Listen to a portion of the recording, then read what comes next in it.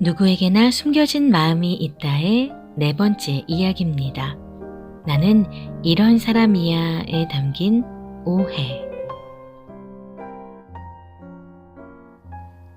이처럼 억압은 의식 저 멀리에 무의식이라는 저장소를 만들어 불편하고 다루기 힘든 기억, 감정, 사건을 보관하는 일종의 방어 기제라고 말할 수 있다.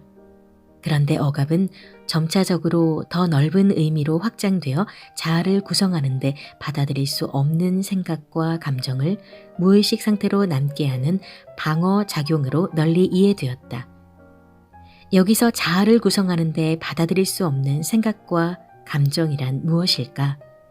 먼저 자아란 스스로 이것이 나다 라고 여기는 일종의 사고와 감정, 관점의 체계라고 말할 수 있다. 이것은 한 사람의 정체성을 구성하고 있는 체계이다.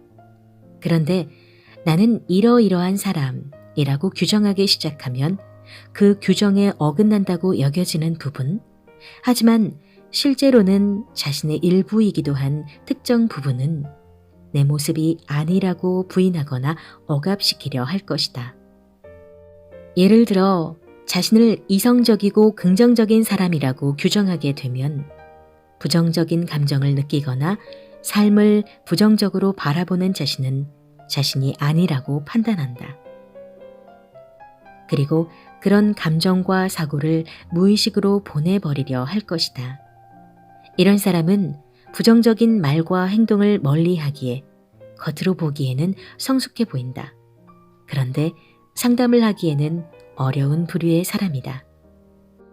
왜냐하면 상담은 감정적이거나 부정적인 태도를 가진 사람이나 받아야 하는 것이라고 생각하거나 상담을 받기 시작해도 분석가에게 바람직한 인물로 비춰주기 위해 부단히 노력하기 때문이다. 이런 경우 자신의 비밀스러운 이야기를 꺼내기가 어렵다. 상담할 때 이야기를 미리 준비해 오기도 한다. 사실상 이런 사람들의 내부에는 자신에 대한 강한 억압의 힘이 존재한다. 자신은 법 없이도 살 착하고 정직한 사람이라고 생각하며 늘 다른 사람을 먼저 생각하고 즐겁게 해줘야 한다고 생각하는 사람들이 있다.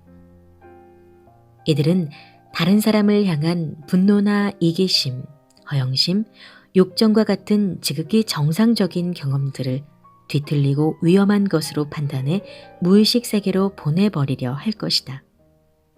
이런 사람 또한 상담하기 꽤 어려운 부류에 해당한다. 왜냐하면 분석가나 상담자에게도 좋은 사람, 착한 사람이 되기 위해 노력하기 때문이다. 이들은 상담 과정에서 상담을 통해 많이 좋아졌어요. 선생님 말씀대로 했더니 정말 나아졌어요. 라고 자주 보고한다. 분석가의 해석이나 조언을 마치 신적인 계시라도 되는 것처럼 성실하게 실천하기도 한다. 하지만 실상 이런 사람들이 좋아져야 하는 부분은 바로 이 지점이다. 이렇게 쉽게 다른 사람을 이상화시키고 자신의 생각과 느낌을 평가절하하는 태도가 달라져야 한다. 상담에서 좋은 결과가 일어나기 위해서는 나는 이런 사람이야 라는 규정, 곧 내적 억압의 힘에서 거리를 두어야 한다.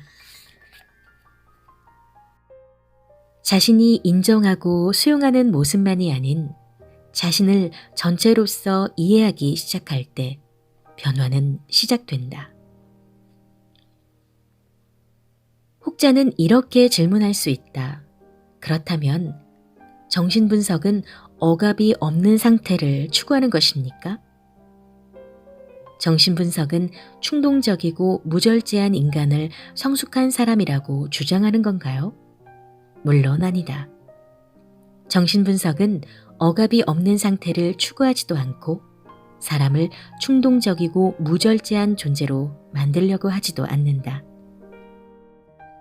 정신분석이 추구하는 것은 내가 인식하고 인정하는 일부가 아닌 전체로서의 자신을 이해하고 자신에 대한 유연한 태도를 형성하는 것이다. 이를 통해 정신적 안녕과 행복을 고양시키는 것이 정신분석이 바라는 것이다.